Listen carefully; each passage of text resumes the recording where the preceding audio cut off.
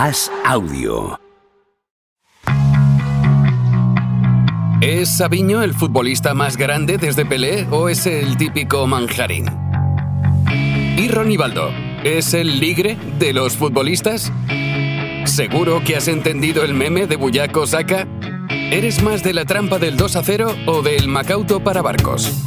¿De ayer Lamín bailando por ahí o del alcalde Azpilicueta? Javier Aznar y Enrique Ballester responden a estas preguntas y analizan cada jornada de Liga y Champions en Los Últimos de la Lista, un podcast original de As Audio.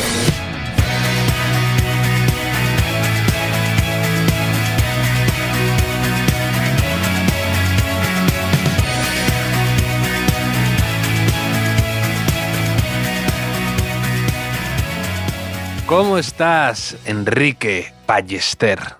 ¿Qué tal, Javier? Pues notando cómo el virus FIFA sale de mi cuerpo poco a poco. Es impresionante cómo ha calcado la enfermedad esta ventana sin partidos de primera división. Ayer tuve un momento crítico en el Argentina-Colombia, o Colombia-Argentina, mejor dicho. O sea, casi me ahogo, pero he sobrevivido, Javier. Y ya está casi la liga y con ganas de volver a la rutina aquí contigo.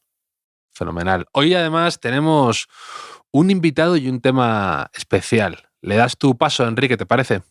Sí, tenemos a Fernando Valero. Fernando Valero, que estábamos esperando alguna excusa para invitarlo, ¿no? Y esa excusa es el Informe Plus que se ha estrenado este lunes sobre la Liga de Valdano, una de las ligas que más sale en este podcast, Javier, desde el inicio, ¿no? Todo lo que es años 90 aquí, pues sin querer o queriendo, caemos en una pequeña dosis de nostalgia, quizá. Y Fernando Valero es el redactor, uno de los redactores de este informe, que además de trabajar en el informe Robinson, que ha hecho varios, que quizá hablemos también de ellos, también estuvo en El Día Después, y es oyente del programa, que eso siempre ayuda, ¿no? a engañar a la gente para que se meta aquí a hablar con nosotros. Así que yo creo que ya está presentado, ¿no? Que se presente él, si no. Fernando, di algo. Pues nada, que estoy como un fan que os he dicho que soy vuestro, alucinando un poco de que me hayáis llamado para estar aquí, pero bueno, un placer y nada, eso justo, es que se estrenó el lunes el informe, estuvimos hablando y es una temporada que citáis mucho en el programa, así que también tenía esa presión de que sabía que lo ibais a ver y a ver qué os ha parecido.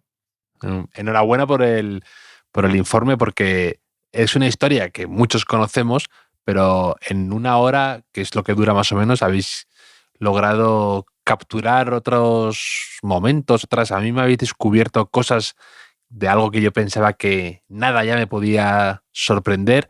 Habéis conseguido además hablar con protagonistas bastante potentes, incluso me ha sorprendido ver a determinadas personas hablando de esa temporada y tengo muchas ganas de un poco desentrañar lo que hay detrás, cómo se os ocurrió, las anécdotas que nos quieras contar. Tengo muchas ganas, Fernando. Pues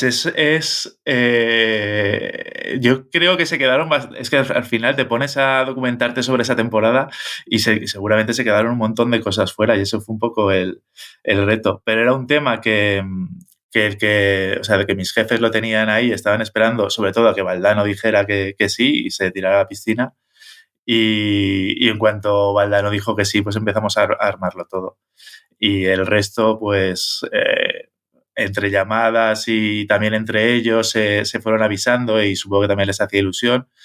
Hubo unos que se quedaron fuera, por ejemplo, pues con Mitchell o con Sanchi, siendo de la quinta se intentó, pero al final ellos no entraron.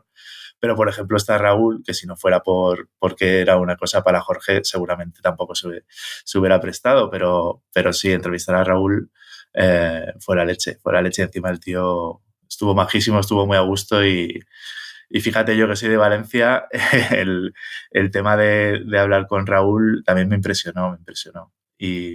Y bueno, y entre todos nos fuimos ayudando. Mónica estaba con Luis Enrique por la España de Clemente y nos hizo un hueco y Luis Enrique también se prestó para hablar de ello. Y eso me sorprendió mucho de repente ver a Luis Enrique hablando entre madridistas de ese año me sorprendió, no porque no fuera un protagonista de facto, sino de repente verle ahí dándole paso entre Valdano, entre Raúl, entre Martín Vázquez, y me hizo hasta un poco de ilusión, sinceramente. Sí, aparte él, ya te digo, a mí me llegó pues eso, los 10 minutos que estuvo hablando sobre ese tema, y el tío estuvo muy, muy generoso y muy, muy simpático y insistiendo en que a Mónica pregúntame lo que quieras, que no hay ningún problema. Y, por ejemplo, me pasó una cosa, claro, esto de llamar a los protas muchas veces o te pasan el teléfono y tienes que tantear. Primero es un poco violento llamarles, porque de primeras es un teléfono que no conoces. Yo los teléfonos que no conozco no los cojo. Y llamé le escribí primero a Manolo Sanchís y no me contestó. Y estuve llamándole varios días y no me cogió, pero un día que me cogió. Me dice sí y no volvió a decir nada. Y yo, Manolo, nada, que estamos haciendo esto, tal. Y el tío, ¿sabes? Como si no hubiera cogido el teléfono, pero no me colgó. me quedé un minuto y digo, Manolo, ¿estás ahí? O sea, yo me sentía súper ridículo porque sabía que no me estaba cogiendo el teléfono. Total, que al final ya le dije, bueno, si estás ahí o no estás ahí, estamos haciendo esto, tal. Y al final, pues bueno, no tuve respuesta. Pero bueno, son estas cosas que pasan, que tienes que llamar a gente que no sabe quién eres y dices... Bueno, pues a ver por dónde. Tú no usas el truquito de enviar un WhatsApp, ¿no? Y dices, hola, te he estado llamando, pero claro, te hacen ghosting, ¿no? Te dejan ahí. No, y aparte, Valdano hablaba esa temporada, hablaba de Sanchís, que era el mejor central que había visto mucho tiempo. Y de dentro del vestuario, Amavisca también hablaba de él maravillas y que bueno, que ese año en el Madrid se ve que había un ambientazo y todos lo reconocen. Sí, Amavisca cuenta ahí que el primer día que llega ahí muy tímido, ¿no? El vestuario, se le acerca a Manolo Sanchís y le dice, ¿a ti te gusta la cerveza? ¿No? Y que no sabe muy bien qué contestar, ¿no? Y le dice que sí, y dice, entonces vas a triunfar en Madrid. O sea, que me parece... Sí, que es un poco desconcertante. Es como en Aterriza como puedas, cuando le dicen, ¿te gustan las películas de gladiadores? ¿No? Sí. Como una pregunta de tanteo, un poco que... Sí. Y luego la historia que decís de... O sea, lo de Amavisca con Zamorano, a mí es que me parece muy bonita esa historia. Para empezar, porque yo la viví como... yo siendo de Santander, Amavisca era un poco... pues el chico que enviábamos ahí a jugar en el Madrid y yo quería que triunfara. Y después de ese comienzo, como que a Valdano más o menos les sentencia, ¿no? Les descarta.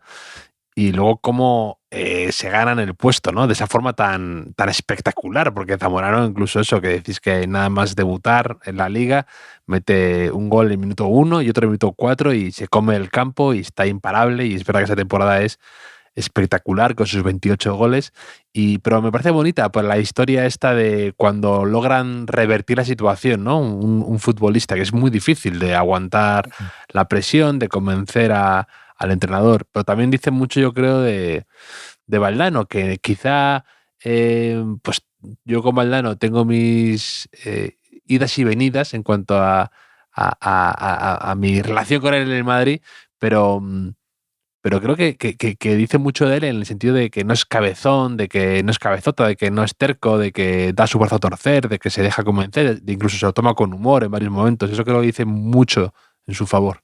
Sí, él aparte que lo reconoce y es claro que bueno, que se lo ganaron. Y a mí de todo eso yo no sabía que Amavisca y Zamorano estuvieron viviendo juntos en la temporada. Sí. Y eso, yo qué sé, esa conjura, de decir de que esto lo vamos a sacar, que estas cosas que a veces dices eso ya no pasa, pues que los tíos se comprometieran y puso sus narices, bueno, es que fueron los dos jugadores de la temporada. Claro, bueno, hay un momento que cuenta Valdano que vive cerca de la familia de Zamorano y que cruzó la acera para pedir perdón a la madre de Zamorano. Sí, tiene varias, no pudimos meterlas todas, pero sí, tiene varias con... Y tiene alguna, lo de la foto también tiene mucha gracia, como lo cuenta Valdano, un detalle que cuenta una foto de una entrada, sí. Es muy bonita la historia de cómo logran. Y además es verdad que yo no sabía que habían vivido juntos a Amavisca y Zamorano, pero daba esa impresión de que su nivel de complicidad era tal como de dos compañeros de piso de la universidad. Sí. Total. Y lo de la foto es verdad que la estuve buscando, pero no la tenían en el periódico. Pero bueno, la anécdota esta de que le llamo rencoroso. Es que, claro, han pasado 30 años de 1994, o sea, os informo de esto, no sé si erais conscientes, y hay muchas cosas que aunque las vivimos entonces, claro, éramos niños, y ahora vista con perspectiva, ¿no? En contexto, ves muchas cosas, se entienden muchas cosas de aquel momento del Real Madrid, ¿no? O sea, que eran... porque hay quien puede pensar que en el Madrid de ahora y comparar con aquello y decir, bueno, era una liga, no era tanto, ¿no? Pero es que estamos hablando de un Madrid que lleva casi 30 años sin ganar la Copa de Europa, que las 4 ligas anteriores las ha ganado el Barça, 2 de ellas fallando el Madrid en el último partido, ¿no? Lo que se dice ahora que el Madrid no falla en ese tipo de finales, pues venía de fallar, que estaba, no sé si en la ruina económica, pero casi, o sea, con muchas dificultades financieras, que de hecho ficha Redondo, que ahí lo explica Valdano, que eso tampoco lo sabía, ¿no? Con un ultimátum a Mendoza y ficha Redondo y no hay más dinero, ¿no? De hecho, ese principio de descarte con Zamorano viene un poco motivado por la intención de fichar a Cantona, que claro, después no viene Cantona, después, ¿no? Y también, sobre todo, había un aire en esa época, creo que también un poco a rebufo de Barcelona 92, de los Juegos Olímpicos, del Dream Team del Barça, que el Barça representaba un poco como la modernidad, ¿no? Que molaba más entonces. Yo recuerdo así de niño. Y ganar esa liga de esa manera, pues Valdano hizo mucho por restaurar el relato del Madrid anterior, ¿no? Un poco ahí. Es muy, muy combativo en algunas ruedas de prensa, que mostráis muy bien algunos fragmentos y demás, ¿no? La electricidad que hay en ese Madrid-Barça del 5-0 es tremenda, ¿no? Es un partido que marcó mucho en esa época, ¿no? Y creo que es una liga muy interesante porque condensa muchas cosas. Quizás la última liga del Madrid antes del Madrid contemporáneo que conocemos, ¿no? Después de la Liga de Capello, séptima Copa de Europa, etcétera, ¿no? Sí, del dinero de las televisiones, seguro le hacía mucho hincapié en eso, que luego ya vino el fútbol que hay ahora. Y es que es eso, es que el Madrid ese año solo invirtió en Redondo, todo eran fichajes gratis. Y bueno, y también lo dice Valdano al acabar, que como que sacando pecha que esa liga se le ganó al Barça y se le ganó con fútbol, porque todo el recuerdo del madridista que iba al Bernabéu era de, todo el mundo me lo decía, de volver a enganchar al Bernabéu, que la gente volvía a ir con ganas de, pues eso, de ver jugar a su equipo porque se lo pasaba muy bien. Sí. Pero yo, lo que dice Enrique, que éramos niños, y al mismo tiempo yo tengo un recuerdo perfecto de muchos de esos momentos. Me acuerdo de cómo, por ejemplo, yo era muy de Zamorano y la temporada anterior a esta, que yo creo que es un poco por lo que Valdano se lo quiere cepillar en un momento, estuvo 18 partidos o 18 jornadas sin marcar. Y era una sequía como histórica, todo el mundo lo criticaba. Y yo me acuerdo de estar casi pegándome con algún compañero de clase que criticaba a Zamorano. Yo lo llevaba muy mal, que fueran crueles con Zamorano, porque para mí Zamorano representaba mucho ese madridismo un poco de entrega, de celebración, de que se le salía por los poros a veces el fútbol, y a veces pues tenía una racha mala y la gente le quería largar, ¿no? Pero me acuerdo mucho de eso, me acuerdo del drama que fue el 5-0, me acuerdo un poco y de lo que esa ilusión que puede traer Valdano un poco de quitar algo de polvo y telarañas al equipo, ¿no? Que venía demasiado de laureles viejos de la Quinta del Buitre, pero que ya no daba de sí, y de repente, pues eso, lo de Redondo era un poco algo más de ilusión. Sí, había uno de los capítulos que sí que me hubiera gustado profundizar más, pero no se podía no se podía por tiempo y más o menos está explicado. Es lo de, o sea, el momento butragueño, Raúl. Yo no sabía que Jorge había sido tan íntimo de Butragueño. Apenas juega y luego Raúl cuenta, pues eso, que Butragueño le invitó a su casa, pese a ser el que le quita el sitio. Estuvo súper encima de él, porque también él se enfrentaba un poco a, pues eso, él había estado con Mitchell y con todos estos, y al final Mitchell y Butragueño con él dejan de jugar. Es que aquí esta liga te da para una serie de Netflix, o sea, Sí. o Bueno, de hecho, lo de Movistar, que no es que de hecho creo que hay muchas historias que se cruzan, ¿no? Y que hemos visto también reflejadas en algún informe o en algún reportaje, ¿no? Te da lo de los presidentes de los 90. Total. Me encanta esa anécdota, me parece genial esa anécdota que creo que le resume perfectamente de Mendoza. Tampoco quiero hacer todos los spoilers del mundo, pero que hay un momento en el que una anécdota que cuenta, creo que se llama Vizca, que dice: mi recuerdo de Ramón Mendoza es estar todo el día fumando sin parar y nunca los cigarros eran suyos. Me parece de cine, o sea, de pura literatura, ese resumen de personaje de un protagonista como Mendoza. Entonces se cruza eso, se cruza la irrupción de Raúl, que se ha contado varias veces, de cómo un chico con esa pinta de desgarbado se gana al público y su carácter, ¿no? Esa especie de que él se encorajinaba y cómo pues tenía muchísima personalidad. Se cruza también, por supuesto, lo de los 5-0, se cruza lo del Laudrup, se cruza el trasvase de Luis Enrique luego, y se cruza luego, que es como los primeros pilares a ese fútbol que ya cambia en el 96, pero ya con Redondo, con Raúl, empiezan los primeros pilares. Sí. Y la debacle del Barça, porque el Barça también, la caída del Dream Team. Pero es que Raúl fue la hostia, ¿eh? O sea, esas imágenes de la colonia Marconi saliendo de ahí, ¿no? Antes de ir a Zaragoza.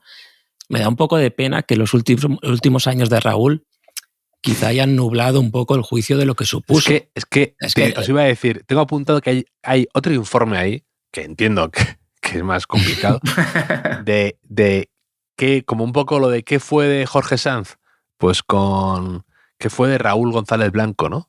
Cómo su figura se ha desdibujado de alguna manera y quizá es víctima de como sucede a veces, ¿no? Que es víctima de lo que en su momento quizá le pudo catapultar, ¿no? Ser víctima de ese orgullo, de esa personalidad, de esa a veces, entre comillas, chulería madrileña, lo que sea, quizá luego le perjudicó en el ocaso de su carrera, porque para mí Butragueño y Raúl han representado lo opuesto, ¿no? De Butragueño diplomático, lo de llevarle a su casa a Raúl cuando le había quitado el puesto y tal, y Raúl quizá no supo sus años finales, los llevó de otra manera. De hecho, lo pensaba también viendo el documental, que es llamativo lo poco que se habla de Raúl hoy en día, en general. No noto que sea como una cosa, ese ídolo eterno que su sombra se proyecta en el Bernabéu y su recuerdo. No, creo que por lo que sea, no es así. Y luego también que no noto a muchos jugadores que hablen de Raúl. Nunca. O sea, de compañeros o de gente que tenga como ídolo, como referencia. Salen otros nombres, pero de Raúl no. Y es un caso curioso. Y te quería preguntar a ti cómo ves ese caso tan particular. Y a Enrique también, claro. Hombre, yo creo que Raúl también, él no se fue en lo más alto del Madrid, se fue como se fue, y justo después de él, el Madrid se ha hecho más grande. O sea, que no ha quedado como el recuerdo de los tiempos de Raúl, sino que el Madrid ha ido día a día y se ha ido comiendo su pasado y ha ido construyendo el presente, haciendo que nos olvidemos de lo que pasó antes. Tema muy reciente. Y que Raúl tampoco ahora está un poco escondido, porque al final está ahí en el Castilla. Yo creo que en cuanto él vuelva a salir a la primera plana y salga a entrenar, yo creo que se volverá. No sé si se volverá a hablar como lo que fue, que en su momento no habíamos visto un jugador español como con el aura que tenía él y con los goles que metía él y con todo lo que hacía él. Pero yo creo que su momento ahora en esta etapa todavía está por llegar, y cuando llegue yo creo que sí que se recordará como lo que fue pues esos unos años en los que pues, no tenía, en España no tenía nadie que estuviera a su nivel, con todo lo que pasó con el Balón de Oro y con todo lo que ganó, y lo que hizo él en realidad fue devolver al Madrid después de décadas las que el Madrid en Europa estaba olvidado. Con él se volvieron a ganar las Copas de Europa en realidad. Creo que en este informe se ve muy bien el Madrid en el que debuta Raúl. O sea, pero y no solo en lo deportivo. O sea, se ven las instalaciones que tiene el Madrid, dónde y cómo dan las ruedas de prensa, ¿no? Un poco se ve como un fútbol de otra época. Y él debuta en el 94, en el 2002 ha ganado 3 Champions. O sea, en un sitio que llevan 32 años sin ganar ninguna, ¿no? Creo que ahí y como se ve. figura. Luego, ¿hemos hablado alguna vez la famosa operación de apendicitis en 2003? Que yo creo que ahí pasa algo. O sea, que ahí cambia el metabolismo de Raúl o algo así, que encima estaba haciendo un temporadón aquel año. Creo que se lesiona entre la ida y la vuelta de una eliminatoria contra el United, que en la ida había metido 2 goles él y demás. Y luego, aunque tiene algún pico, ¿no?, de rendimiento en su carrera, yo creo que su final en Europa, en el Schalke, es más que digno. Hay alguna temporada, por ejemplo, 2007-2008. Llega a semifinales de Champions, ¿no? O algo así, sí, ¿no? Sí. Marcando goles. Y muy importantes. Sí. Pero por lo que sea, es verdad que quizá no gestionó bien esa salida. Y yo creo que también algo que lastró la carrera de Raúl es que hay un periodo en el Madrid muy convulso en cuanto al club y en cuanto a los entrenadores que tiene Raúl. O sea, tú miras los entrenadores que tiene Raúl, quizá el periodo de más estabilidad y normalidad es con Del Bosque, pero se acaba Del Bosque y empieza una dinámica que creo que perjudica no solo a Raúl, sino a un montón de futbolistas de esa época, ¿no? Pero bueno, el Raúl, que no sé, Raúl hacía cosas. Ahora, en la pandemia que vi, por ejemplo, en la final del 2000, tú le dices que ese futbolista, a alguien que no ha visto nunca a ese futbolista, le dices que era un delantero y juega prácticamente de centrocampista. O sea, es la clave de la final, el partido que hace, ¿no? O sea, que era mucho más del recuerdo que ha quedado también de los últimos años, ¿no? Y eso pues, da un poco de pena y creo que se necesita algo de tiempo para que todo se ponga en su sitio, ¿no? No, y sobre todo también el hecho de que él queda, o sea, el antes y el después de la selección va a quedar marcado por el antes y el después que Luis Aragonés lo saca. Y eso, sin querer, le perjudica, obviamente. Cuando se habla de que sale Raúl es cuando se habla mucho y se dice mucho que es cuando la selección empieza a ganar, que no es por él, pero él está en ese momento y esa decisión a él también le marca, obviamente. Sí, pero hemos hablado algo de Cantona y con Cantona pasa algo similar con Francia, ¿no? Que cuando que sale de la selección hay un cambio ahí de guardia, un poco que el seleccionador también lo busca para protegerse y demás, entonces llega la generación siguiente con Zidane y demás, y quizá con peor delanteros que Ginola y Cantona, que se quedan fuera, y empiezan a ganar, ¿no? Y aún así se recuerda, yo creo, a Cantona muy mitificado, ¿no? Quizá. Y con Raúl, no sé, yo creo que es algo que no sé si también porque coincidió su ocaso con el comienzo de las redes sociales y cosas así, no sé muy bien, pero como ha dicho Javier al principio, es bastante curioso. Sí, y luego yo tengo una pregunta también que me hacía viendo el reportaje, que entiendo que tampoco, a lo mejor no es tal, pero ¿qué pasó entre Valdano y Capas? No.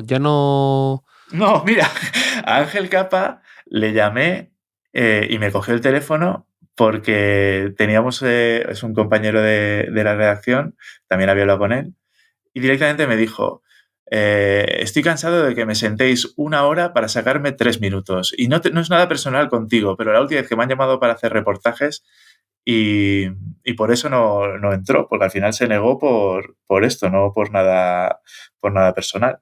Pues nada, que la próxima vez que... Hombre, si usara respuestas más cortas sería más fácil que no estuviera 1 hora, ¿no? Quizá para...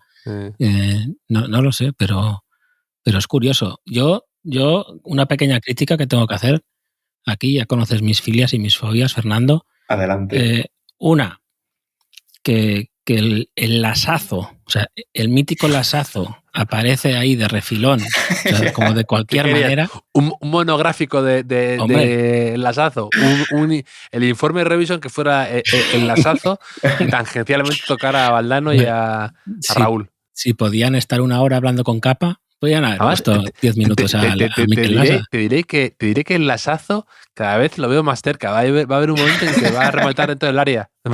Porque lo veo, en mi cabeza era como desde su área y poco a poco lo voy viendo más cercano y va a acabar en el área chica. Escucha, en el montaje, en el primero que dicen no estaba y te tenía en la cabeza y al final fue como hay que meterlo.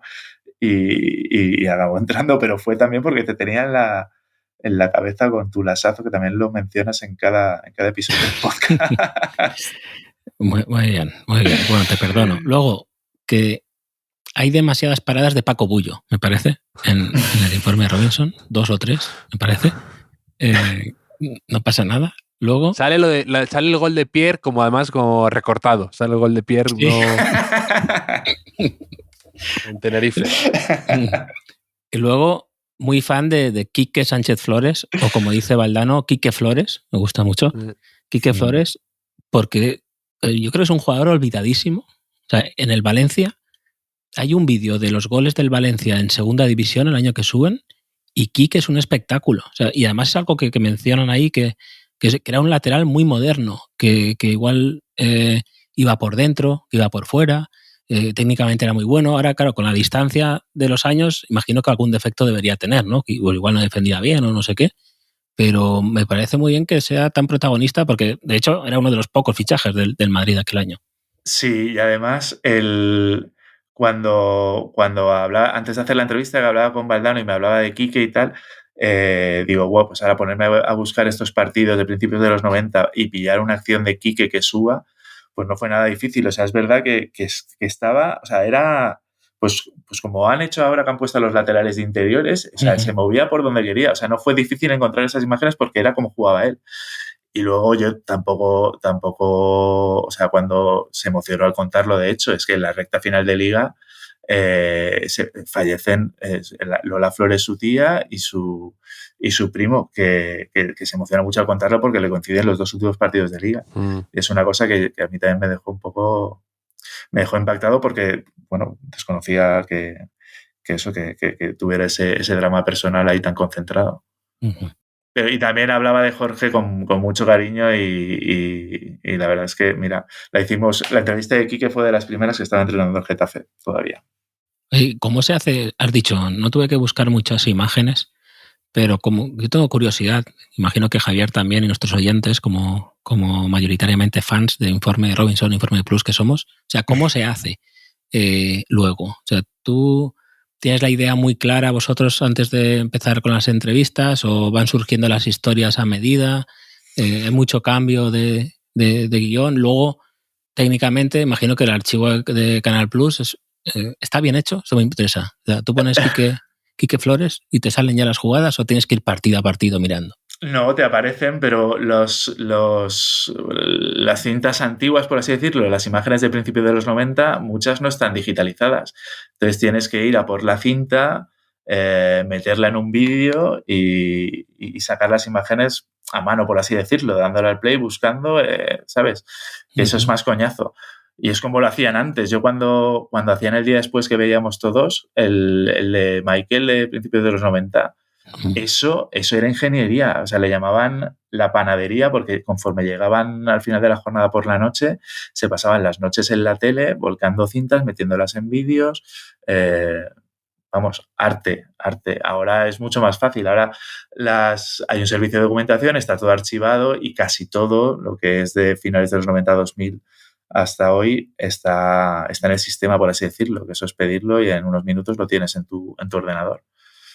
Eso, bueno, eso la gente no lo sabe, pero eso es la leche. Eso es la leche como lo hacían antes. Y lo de la idea, bueno, pues cuando tienes esta liga de Valdano, lo que decía Javier antes, tienes unos temas que tienes que abordar sí o sí. Otros van creciendo o van menguando en función de lo que te cuenten los protagonistas. Y en este caso, lo que es el archivo, menos las imágenes europeas, por ejemplo, lo del Odense, solo está el autobús de los daneses celebrando la victoria, pero no tenemos imágenes del partido porque eso sería que habría que pagarlo aparte, es para UEFA. Pero lo que es la liga, como el Canal Plus estaba en esos años, eso con ese archivo se puede contar. Y eso no hace falta buscarlo de Odense, dejarlo estar. Sí. No, pero ahí Alcorta y Cañizares también están muy simpáticos y eso tampoco, al no tener imágenes, tampoco era cuestión de hincharlo por hinchar. Pero... Ahí también dice Valdano, es muy honesto, que dice, no nos daba para más que la Liga. O sea, que éramos muy justos. Ahí, que es honesto, eso es un poco...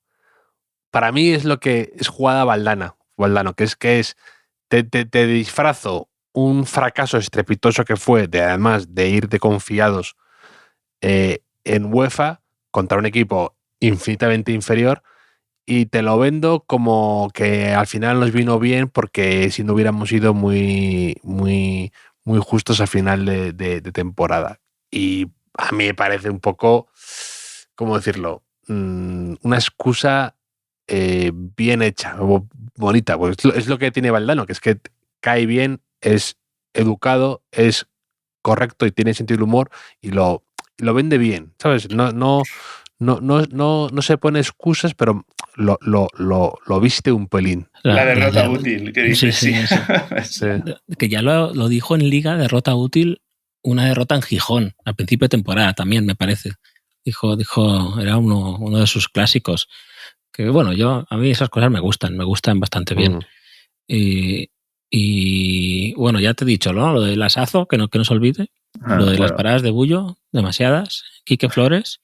Y luego, yo recuerdo el trofeo Bernabéu de aquel año, que si no me equivoco es un 3-2 contra el Palmeiras. Que me parece que en el Palmeiras no sé, está Rivaldo, Roberto Carlos o gente así. Sí. Están todos, de hecho, creo. Está ya, no sé, ya y me acuerdo también que había como una ebullición también, o sea, que fue un partido espectacular. Y una cosa que consiguió ese equipo también, aparte, es que yo me acuerdo en el cole que empezábamos a hablar de cosas que no habíamos hablado nunca. O sea, es verdad que viene justo después del Mundial del 94, que también fue muy iniciático para muchos, y empezamos a hablar de la chique, del 4-4-2, que el rombo, que si no sé qué. O sea, es como, no sé si por culpa de Capa o de Valdano, de quién, pero que llevó al fútbol a otro plano, ¿no? Yo me acuerdo de ese trofeo Bernabéu que dices, de estar, si me acuerdo más de dónde estaba en mi pueblo en Polanco, en Cantabria, y decirle a todo el mundo con el que me cruzaba, el del bar, el de no sé qué tal, decir a todo el mundo que el Madrid había ganado al mejor equipo del mundo, al Palmeiras, porque el Palmeiras, o sea, Brasil venía de ser campeona del Mundial, y el Palmeiras era el campeón del torneo brasileño. Entonces, por extensión, habíamos derrotado al mejor equipo del mundo, ¿no? O sea, yo como manipulando y claro, intentando... Luego criticas a Valdano con la derrota útil. Sí, porque de verdad es que en esa época lo que la gente a veces se le olvida, y que yo no, porque yo crecí en esa época y para mí, que es que el Madrid era una especie de, yo siempre lo he comparado, una especie de dandy trasnochado o de un noble lleno de lamparones, ¿no? Como con un traje viejo, antiguo, manchado, y que se le supone una grandeza de época, de otro imperio, pero no del actual. Y para mí el Madrid era eso, era fracaso, tras error, tras fichaje fallido, tras Cafú que no viene y nos cuelan a Vítor, tras decepción. Y a mí eso era el Madrid que yo crecí, que me vendían un Madrid glorioso y me contaban, y la Quinta del Buitre y demás, y yo nunca llegué a ver nada de eso hasta que llega un poco esa temporada de Valdano y luego el Capello y un poco la temporada de Heinkes y demás, pero para mí era un poco tener que creerme que el Madrid era grande. De hecho, aparte de Cantona, ese año el otro nombre que suena como gran delantero para Madrid es Sosa. Sí, Rubén Sosa. Que Rubén Sosa... Se hace una foto con el uniforme. Estaba en el Inter de Milán, me acuerdo perfectamente, que llevaba coleta, y se hizo una... posó con el uniforme del Real Madrid y luego no pudo venir. Creo que salió en la revista Real Madrid, llegó a salir y todo ahí. No sí. En periódicos y tal. Y luego acabó en el Logroñés. Sí, por eso te digo que tampoco es un jugador que dices que se hubiera venido... Bueno, sí, pero no tenía pinta de fuera a revolucionar. El verano siguiente, después de ganar la Liga, lo hemos hablado alguna vez, los refuerzos son Miquel Soler, Freddy Rincón y Snyder. creo que no me dejó a nadie, ¿no? Para ganar la séptima. Claro, hasta que, como comentas antes, llega el dinero de la televisión, Lorenzo Sanz con Capello y fichan de una tacada, bien fichados, a Zucker, Mijatovic, Sido, Roberto Carlos, etcétera, Panucci, Claro, es que yo el creo secretario. que esa temporada es la que llega Mijatovic al Valencia, yo creo, justo después de USA 94. No sé si antes, Sí. ¿Cuántos años está Mijatovic en el Valencia? Porque la 95-96 es la que se sale perdón, la 96-97 que discute la Liga al Atlético de Madrid hasta la última jornada. Sí, no, con Luis Aragonés. 95-96, la 95-96, que es el año del doblete del Atlético de Madrid. Pues no lo sé. Aquí el valencianista eres tú, el que va a quedar mal con nuestros oyentes. Sí, efectivamente. ¿Cómo la ha devuelto la pelota? Claro. No la viste ni venir esa. 93-94, efectivamente. Esta de antes, pero sí. El gol de Chendo, eso me gusta que se destaca. Sí. Como además, como al pobre Chendo de repente dicen, si está metido ya es imposible perder la liga, como diciendo ya, que es un poco como cuando metió aquel gol Nacho, ¿te acuerdas? Con el Madrid, el Valencia, precisamente, o algo así. Sí. Pero es inesperados. Y yo ya también te quería preguntar cosas de el día después también, que es un programa que todos hemos crecido, que conocemos perfectamente, las secciones. Antes has hablado de los primeros años de Michael Robinson. Yo me acuerdo hasta cuando estaba Nacho Lewin, me acuerdo de la maqueta de Atocha, me acuerdo de Coros y Danzas, me acuerdo de las imágenes que había como de las cortinillas, por así decir, me acuerdo de todo.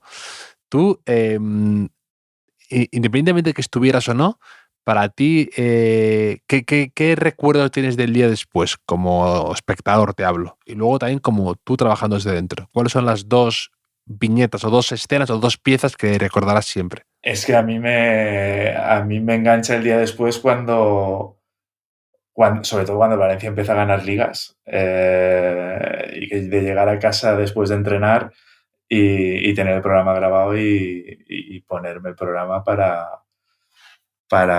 pues eso, para ver, entre otras cosas, al Valencia estar ahí entre los de arriba y bueno, es que al final yo en realidad es que en mi casa yo tenía suerte que tenían el Plus y el día después era, vamos, obligado todos los lunes como el Más Deporte y como Friends. Era lo único bueno de los lunes. Después de comer, sí.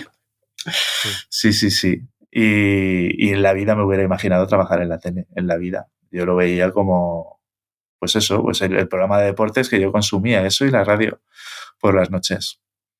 ¿Y tú qué hacías ahí? ¿Qué hacías cuando te fichan? O sea, entiéndeme, ¿te llevaban a campos cada día? O sea, es que yo eso sería incapaz, me pondría muy nervioso, porque tú tienes que volver con algo, sí o sí, ¿no? Sí. Yo estaba yo empecé en Canal Plus Liga y justo después de Canal Plus Liga, no sé, me metieron en un programa que hacía Ricardo Sierra, que editaba Ricardo Sierra, y que él me daba mucha cancha y vamos, hacíamos un poco lo que queríamos. Y después de estar ahí con él, habló con Juan Carlos Nieto, que es el mítico pie de campo que estuvo editando el programa después de Michael, y empecé a entrar con él. Y empecé a ir al día después. Y ahí el objetivo era ir a un campo y traer una historia. Ir a un campo y traer una historia. Y lo que siempre te decía, donde está mirando todo el mundo es donde no tienes que mirar tú. Y donde apunta la tele es donde no tienes que apuntar tú, porque eso ya lo está grabando la tele. Entonces te daba libertad para traer cualquier cosa en la que tú creyeras, que es un poco lo que ha sido el día después. Cuando me preguntaba antes Javier, las historias que traían muchas veces, ahí estaba Antoni Daimiel de redactor, que uno de los vídeos más célebres que trajo es un aficionado, creo que es no sé si es un Valladolid Atlético de Madrid, un aficionado que se llamaba Leoncio, y había perdido a su mujer en la grada. Entonces, cuando las referencias son esas, es como que vale, aquí vale todo un poco. O sea, si lo que traigo, aunque no sea césped, es bueno y a los editores les convence, entonces tú vas con tu material, compactas 10 minutos de lo mejor o 5, cuanto menos sea mejor, y se lo enseñas al director del programa y él es un poco el que emite el juicio. Dice, vamos a ir por aquí, vamos a ir para allá. Y al principio cuando yo estaba, yo estuve en varias etapas, pues eso, te mandan a los campos, intentas traer lo que haces. A mí, si te digo la verdad, mirar en la grada me daba pereza, a mí me gustaba el fútbol y quería traer historias de fútbol y cosas que pasaban en el campo. O sea, pero había de todo, eso era lo bueno de la redacción, que había quien era un friki que estaba aprendiendo el fútbol, había quien tenía un sexto sentido para buscar al niño en la grada que te va a dar el vídeo por el que también es famoso el programa. Bueno, pues eso, la verdad es que es un curro de la leche, porque si te gusta el fútbol y te pasas los fines de semana viendo 2 partidos de fútbol con una cámara que te da la libertad para... Sobre todo yo me acuerdo, en la época en la que estaba yo es la época de Cristiano y de Messi. Y ahí todo el mundo, si no enfocabas a Cristiano o a Messi, los editores de los informativos te crujían. Y tú estabas en un sitio, en un programa en el que eso no era lo que primaba. Que también lo ibas a tener, porque al final dabas los partidos y lo tienes todo. Pero te dejaban salirte un poco del orden establecido de lo que fue aquella época, pues en este caso de Cristiano y Messi. ¿Cuáles dirías que son como el Hall of Fame del día después? Así que te venga a la cabeza de que tengan ellos como referencia de lo que es el sello del día después, lo que se comenta, lo que tienen ahí como ellos de, pues como pasa en algún periódico, en alguna revista, ¿no? Estos artículos han funcionado muy bien, estas historias. ¿Qué historias del día después se siguen recordando y mencionando y son como las favoritas del público y del equipo? Pues nosotros yo también tuve la suerte de estar editando el programa cuando se hizo el 30 aniversario, que hicimos un programa especial. Y también, meses después, también en plena pandemia, cuando falleció Michael, también hicimos un programa especial en plena pandemia. Y al final ahí, aunque yo no he estado dentro, sí que he sido espectador, yo también he estado ahí con Ignacio Lewin, he estado ahí con Pedrerol, con tal. Los que cuando hablas con ellos, con la gente que forma parte del programa, con Daimiel, con Nico Abad, con Mónica Marchante, al final son ellos los que te levantan y te ponen sobre la pista sobre esas piezas y al final todo el mundo se va a los ojos, porque lo que el ojo no ve es una cosa que es una cosa de Michael, básicamente, porque él es el que tenía la gracia, él tenía esa forma de ver las cosas con ese acento y de meter un poco ahí el bisturí en esas imágenes. Y todo el mundo te recuerda ojos. Era el jugador gallego, era Pichi, que creo que era del Compostela que empezaba a rajar del árbitro, como que decía que el árbitro me ha insultado. Eso fue un ojo muy mítico también. El de Leoncio, de Anthony Daimiel, imágenes de Luis Aragonés en el calentamiento con el abrigo gigante y todos los del Atlético de Madrid en chándal. El niño de Pamplona, no sé, son muchas imágenes y son muchos los redactores que pues Luis... O sea, lo de Bilardo fue con el día después. Lo de Bilardo fue Nico Abad, creo que fue el redactor, o lo de Pisaló, o no sé si fue Nico o fue Anthony quien estaba por ahí. No sé si también fue unos jugadores de Sevilla que se confundieron de autobús, que se fueron a tomar un café y también estaba Anthony siguiéndoles. Sí. La Gravesiña también, más reciente, pero la Gravesiña inolvidable. Pero es que la Gravesiña es lo primero en lo que he pensado, pero digo, no, la Gravesiña era de Maracaná, fue de Maracaná. Vale, sí, vale. Pero sí que fue de Luis Fermoso, que fue otro de los... Que, claro, tenía el sello y la voz y todo, sí. Sí, que fue otro de los míticos del día después, que luego Luis Fermoso y José Larraza fueron un poco los capitanes de Informe Robinson cuando nació. Sí. Tú has hecho, aparte de este Informe Robinson, has hecho varios. Uno de Jordan en España, recuerdo, ¿no? Sí, ese fue el primero. Se me hizo mucho. ¿Cuando está en el All-Star? Sí, cuando vino al partido de las estrellas de la ACB. Ahí me inquieta los silencios que hay cuando preguntas por una fiesta que hacen por la fiesta del partido. Sí, es verdad. Es que sí, acaba muy divertido porque Audi Norris se está riendo todo el rato y no quiere soltar prenda, pero bueno, para ahí fueron todos. Y Moncho Monsalve, se ve que hubo una fiesta en un sitio muy mítico que había en Barcelona, que ahora es un gimnasio, que no me acuerdo cómo se llama, que fuimos ahí a grabar. y se ve que sí, que se lió buena y estaba Jordan por ahí y no quieren contar mucho. Pero ese informe fue muy guay porque fue el primero, porque yo he jugado baloncesto toda la vida y toda esa época la recordaba mogollón, de la época del PC Basket, además. Entrevistar a Villacampa, a Llorente, a todos estos, a Chichi Creu, fue muy guay. Yo no me acordaba, además, que había estado aquí por el All-Star y todo eso. Es una historia un poco de esas que es jugosa, pero que no está tan... No es lo primero que te viene a la cabeza, ¿no? Te viene antes lo de Barcelona 92 y demás. Y cómo lo recuperáis y tal, me encanta. Y luego también yo, que me encanta el baloncesto, esa época... ¿Fue en el 95? ¿Qué año fue esto? Esto fue justo antes de que él empezara a ganar anillos. O sea, él jugó ese partido y esa temporada ganó su primer anillo con los Bulls. Yo creo que fue en el 92, fue antes. Puede ser. Sí, 92 o algo así, sí.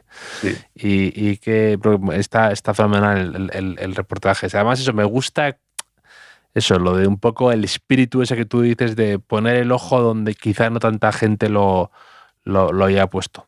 Sí, y ¿qué dices? Esto puede dar para un informe y luego la verdad es que sí, y le escuchas a los protagonistas y lo recuerdan con tanto cariño y yo qué sé, que al final eso es lo que cuando lo estás viendo se te mete dentro y lo que te hace engancharte a estos reportajes. Sí, luego los detalles de alguien que te lo cuenta. Yo, por ejemplo, conozco a Moncho Monsalve, es un tipo que te cuenta historias muy divertidas. El pobre está ahora de salud delicado, pero a mí me contaba que había, es que estuve con él, coincidí en un hotel hace un año en Tenerife, y me contaba todavía, y me lo contaba muy bien, de cómo decía que había llamado a Pat Riley, este entrenador mítico, para un clinic y no sé qué, y que el tipo apareció desde Los Ángeles a Madrid, apareció solo con un neceser. Que eso lo había fascinado. ¿Y cómo te lo contaba? Y que luego le habían tenido que llevar a Armani para comprarse unos trajes, pero que el tipo apareció solo con un neceser. Se presentó, le dijo, vale, estaré ahí en el clinic este. Y se plantó así a otra época tal, y como te lo cuenta, tiene muchas gracias. Esos detalles a mí es lo que hacen que una historia que dé para un informe. Es que Moncho Monsalve es un personajazo. Yo le recuerdo con mucho cariño de cómo nos trató y cómo contaba las cosas, que se le veía que fueron los años buenos de su vida, ¿sabes? Que, no sé, la verdad es que es un tío muy, muy grande, muy, muy carismático. Le tengo mucho cariño. Estaba bastante fastidiado de la espalda, pero el tío de cabeza estaba estupendo. Sí, claro, estaba fastidiado de la espalda y tal. Y de una operación que le hicieron fatal en la rodilla en Brasil. También hiciste el de Topuria. El de Topuria vi un corte. Es que a mí me da miedo las peleas y los deportes de combate. Solo veo en los Juegos Olímpicos porque sé que llevan casco. Y vi que había un fan que le estaba esperando y le pedía que le pegara una hostia a Topuria. Y el tío le dijo, pero ¿de verdad? Y se la pegó y se ve que lo deja, le hace daño. Y eso de decir que me inspiró para una idea de negocio que yo aquí propuse en este podcast, ¿sabes? Que es septiembre de los negocios, pero hoy haremos una excepción, que se me ocurrió entre la hostia de Topuria, al fan, y el gol que salva bajo palos Vivian el año pasado en un Athletic de Bilbao Girona, que entonces se me ocurrió la idea de negocio de que los clubes de fútbol vendan la experiencia de que su jugador favorito le pegue un pelotazo en la cabeza, como ocurrió ese día, un poco así, que tú te dejarías dar por Mijatovic, entiendo, ¿no? Que te pagarías por ello, y Javier por Ozil o por alguno de estos que le gustan, ¿no? Pero lo vuelvo a decir, la idea de negocio, por así entran inversores, ¿no? Lo de Topuria o sea, eso sí que fue un mundo totalmente nuevo. Eso sí que fue. Y aparte también por eso, como ellos, su equipo, cuando lo planteamos, nos dijeron que nos iban a dejar estar hasta dentro. Eso fue... Sí, porque yo ahí sí que iba... todo lo que me enteré y lo que sabía del mundo es porque me puse o sea, partida de cero. No tenía ni idea. Pero buscando salió ese nombre, por opciones se pudo hacer, ellos estaban encantados porque estaban en ese punto en el que todavía no estaban hablando con grandes plataformas, porque al final estos reportajes no se hacen a cambio de nada. y la verdad es que fue una experiencia muy guay. Y poder estar en Las Vegas y ver cómo es eso de dentro, por dentro, porque Las Vegas, dices. O sea, Las Vegas, UFC y todo. Porque muchas veces dices, no, es paripé, que sí, que muchas cosas están estudiadas, pero la verdad es que los tíos se están jugando la vida. Y el caso de Topuria es el caso de una persona que ha visto un tren con el que puede hacerse la vida, la suya y la de mucha gente. Ha dicho que se le da bien, ha dicho que lo voy a dar todo por conseguirlo y lo ha conseguido, de hecho. Pero sí, ese report lo petó. Ese report lo petó. De hecho, lo del puñetazo del chaval se hizo una premiere y todo y fue ahí, sí. Yo ahí también aluciné. Fue el tipo con collarín, ¿no? A ver, Sí, es tu gravesiña, el puñetazo de Topuria al fan ese. Que yo te quería preguntar también una pregunta mejor un poco fantasiosa, pero también si tú, y que puedas contar, a lo mejor tienes algún proyecto que estás todavía vendiéndolo, ¿no? Para el informe de Robinson, pero, o sea, un informe plus, pero si tú te dejaran carta blanca y fuera, aunque fuera imposible, un informe plus que te encantaría poder grabar, a lo mejor me dices que desde el Valencia, que de aquel que gana ligas, o algo súper concreto y específico, pero me tengo curiosidad una vez que ya te conocemos por saber cuál sería tu historia favorita. Pues, hombre, hacer algo del Valencia, pues sí, y más ahora que el Valencia está como está y seguro que recordar cuando las cosas iban bien, eso a la gente le vuelve loca, seguro. Pero yo, uno de los primeros informes que quise, o sea, que propuse, pero no se pudo hacer tampoco por derechos y por historias, y que me pareció la leche, la historia de rivalidad, la de Wayne Rainey en las motos, con Kevin Swans. Ya a mí esa historia me hubiera gustado. Yo no sé si la he hecho, he visto algún documental, pero fueron dos tíos que estuvieron, peleándose entre ellos los mundiales de motociclismo y luego al final Wayne Rainey acaba paralítico y con su archienemigo acaba viendo una historia muy bonita de cómo los dos se reconocen que el uno seguía en la moto encima porque estaba el otro apretando. Y esa historia me hubiera gustado hacerla, porque me acuerdo que fue cuando Movistar, Ernest Rivera se llegó a Movistar y creía que se podía abrir ahí un hueco, pero los derechos de las motos están complicados, porque esos son de Dorna y no se pudo hacer. Pero esa historia me hubiera gustado hacerla. ¿Y cuál tienes así de referencia? ¿Sí, de alguna historia, algún reportaje de deporte o parecido a que te haya gustado, independientemente de, o sea, que a lo mejor americano o lo que sea que te haya gustado? A mí me gustaría, mira, ahora me viene la respuesta un poco me gustaría hacer un documental, más que es imposible, en primera persona, o sea, que tú solo ves lo que ve el protagonista, pero no sabes quién es el protagonista. Esto que es Cineforum, de repente. Claro. Esto es Informe Finlandia. Eso es pero claro, eso no se puede hacer, porque claro, al final del documental tienes que desvelar quién es. Y antes del estreno la gente lo va a saber. Pero jugar un poco con eso. Y de los que me han marcado de los docus, yo creo que el de Senna en su momento, vamos, me pareció la leche. Poder hacer un documental con toda esa imagen de archivo en el que muchas veces te dicen, no, siempre tiene que salir la cara del que está hablando. Ahí no ves ninguna cara. Y el documental, vamos. El de Senna, de Ayrton Senna, ¿no? Sí, no el de Marco Senna, sí. Sí. Ayrton Senna. No, ese es muy mítico. Es de... ¿Cómo se llama? Asif Kapadia, que también ha hecho luego lo de Amy Winehouse también y Maradona, es verdad. Es verdad, es así de los que... El de Maradona me dejó un poco más frío, no sé por qué, había algo que no me cuadró tanto, pero el de Senna es espectacular. Ya que tenemos un experto audiovisual, Fernando, ¿tú has visto O Gringo? No. Un documental llamado O Gringo.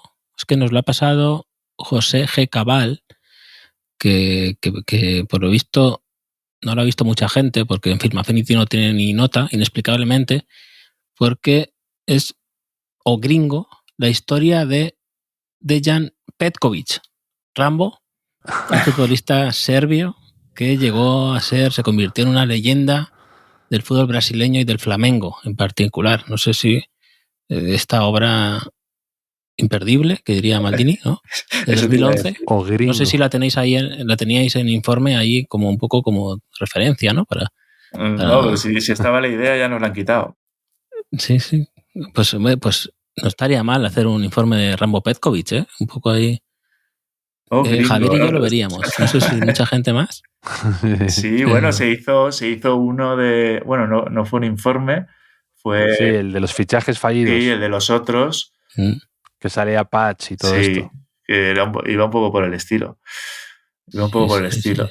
De todas formas, nosotros, este informe de la Liga de Valdano es el... Nosotros somos una productora que hacía informe junto con la gente de Movistar.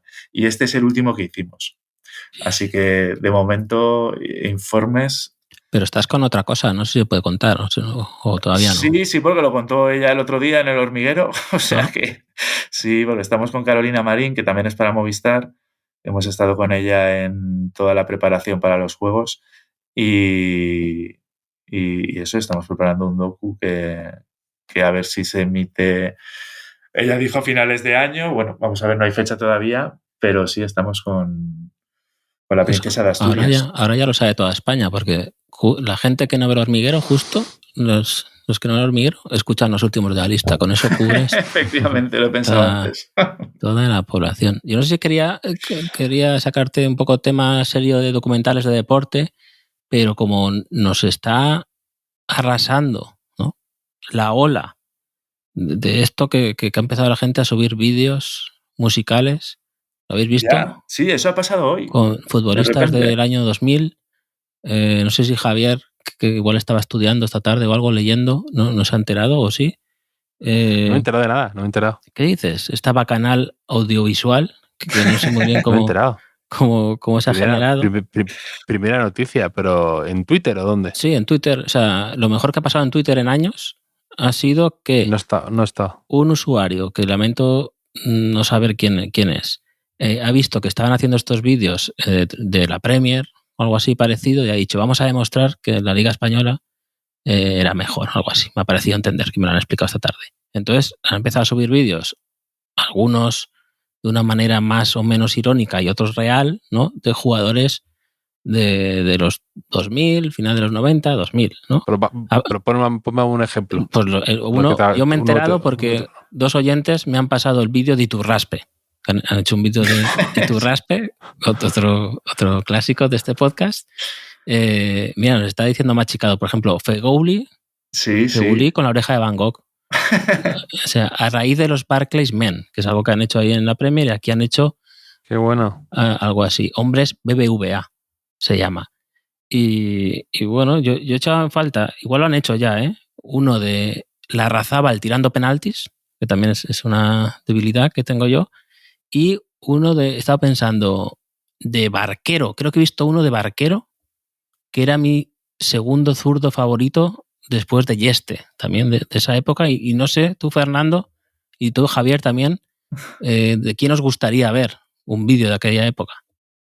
Y es que los jugadores son muy... O sea, ninguno es top. Yo he visto también uno de Barral por ahí, el de Feghouli. No sé, a mí me gustaba mucho. Yo siempre digo que no tengo ni idea de fútbol, porque yo cuando iba a Mestalla, yo quería que jugara Fabio Aurelio y siempre jugaba Carboni. Y Fabio Aurelio me parecía, vamos, un jugadorazo. Hombre, no era malo Fabio Aurelio. Con el Liverpool. Sí, pero en el Valencia nunca acabó de jugar. Tuvo que jugar lo ponía por delante del lateral. Como que, no sé, ese típico jugador que yo creía mogollón en él. Y sí, es verdad que acabó en el Liverpool, al final se lo llevó Benítez para allá, pero nunca fue protagonista. De Rufete, ¿a ti te gustaba Rufete? Tampoco te creas, ¿eh? Es que al final... No esperaba. La pregunta, ¿te gustaba Rufete? Es que claro. No esperaba que estuviera en este guión. O sea, por eso tiene tanto mérito que el Valencia Benítez ganara ligas, porque Angulo Rufete... O sea, Rufete era buen jugador, pero... No, el que tiene una historia de aquel Valencia también, yo creo, curiosa es Vicente, que Vicente yo creo que era un poco Vicente sí que era personaje en general. Era un jugador de una calidad tremenda. Yo no me acordaba que se había pegado con Puyol en un entrenamiento de la selección española. Se pegó, pero fuerte además. Y como que le habían puesto la cruz a Vicente.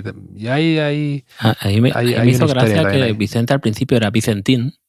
¿Recuerdas, Fernando? Sí, sobre todo cuando estaba en el Levante y demás. Y como que alguien le dijo... había un Vicentín en el fútbol sala que era muy bueno, ¿no? Sí. A lo mejor le dijeron, es que Vicentín es nombre de jugador de fútbol sala. Tienes que llamarte Vicente. Y Vicente tiene unos años que es el mejor extremo de Europa. Lo que pasa es que tenía la lesión esa jodida, pero... Yo, Vicente, era un jugador... Yo me llevé un disgusto cuando no se lo llevó Camacho al Mundial de Corea y Japón, porque llevó de Pedro.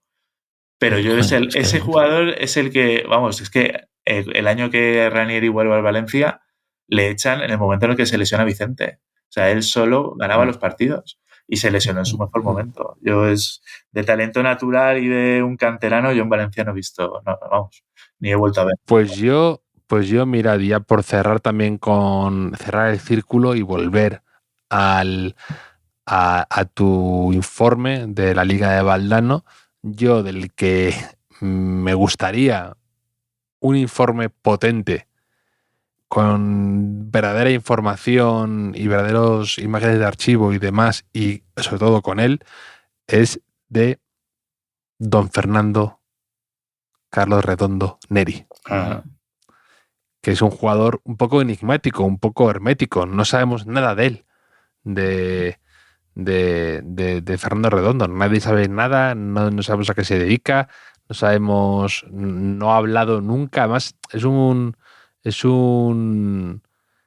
caso atípico, porque es como, digamos, una oveja negra de Florentino Pérez, ¿no? Como que Florentino le quiso traspasar y fue un poco... se salió por la puerta de atrás.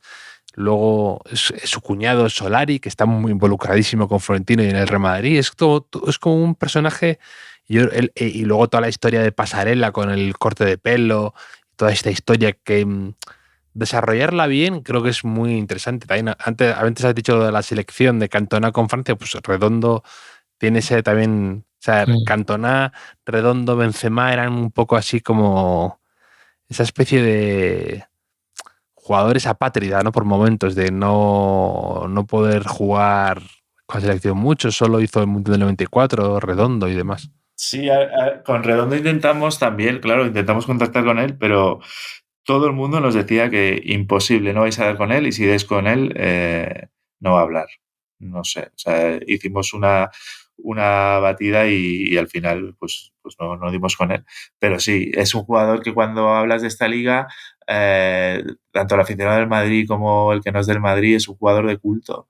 Y yo buscando el archivo, y ya es que ya en el Tenerife hacía cosas...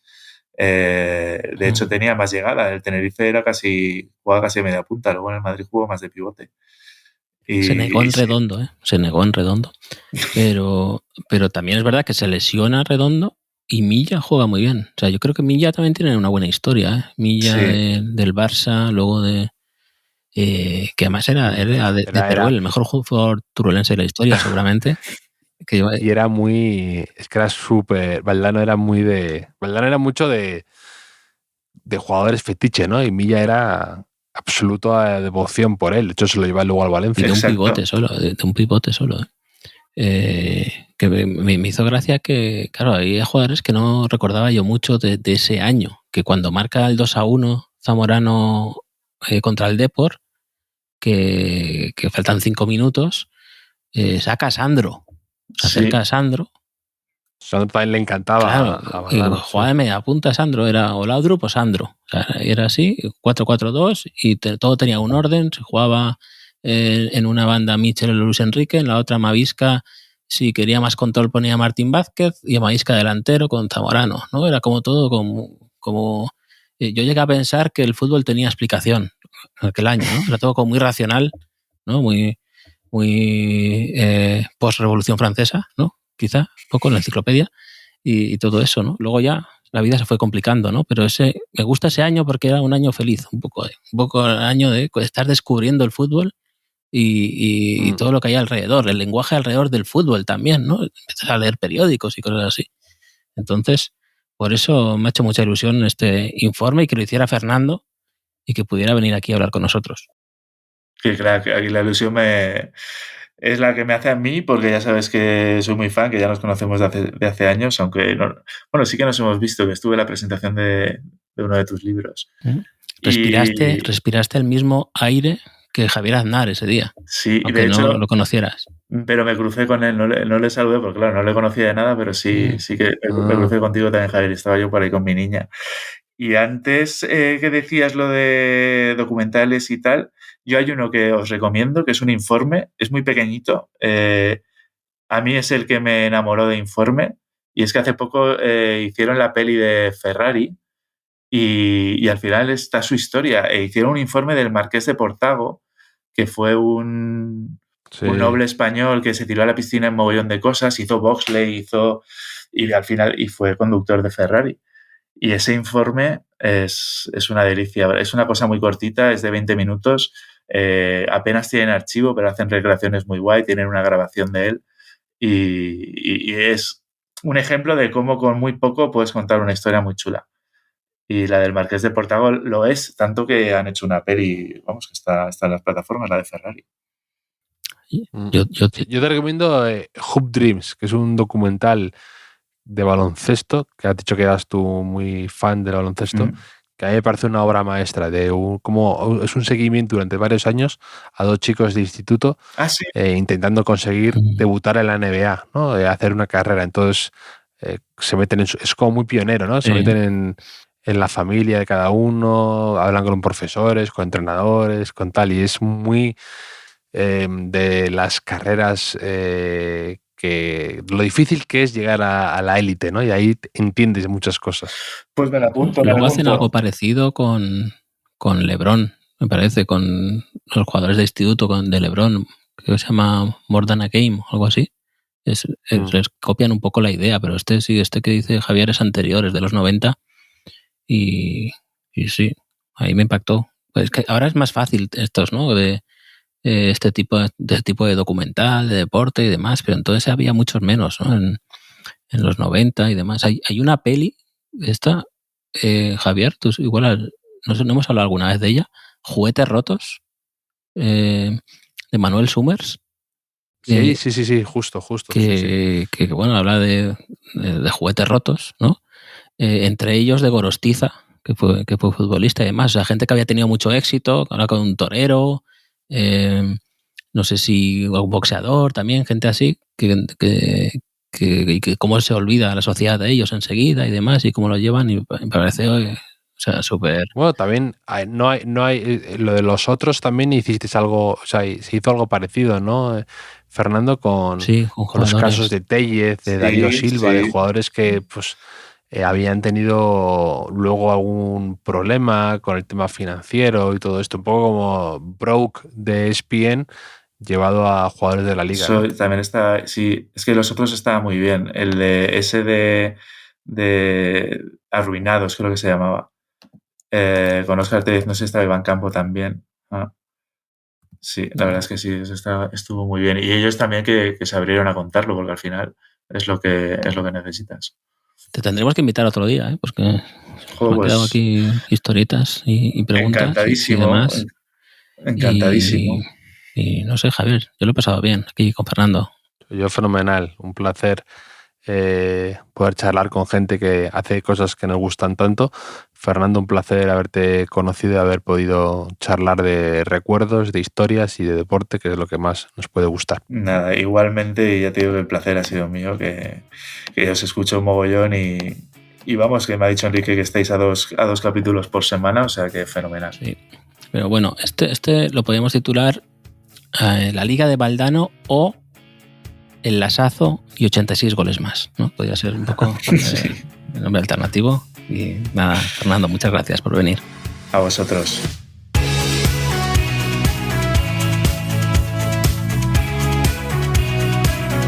Los últimos de la lista es un podcast original de As Audio con la producción de Javier Machicado y la realización de Vicente Zamora. Síguenos en redes sociales, @asaudio. Puedes escucharnos en la sección de podcast de as.com, en la aplicación del diario As o en tu plataforma de audio preferida.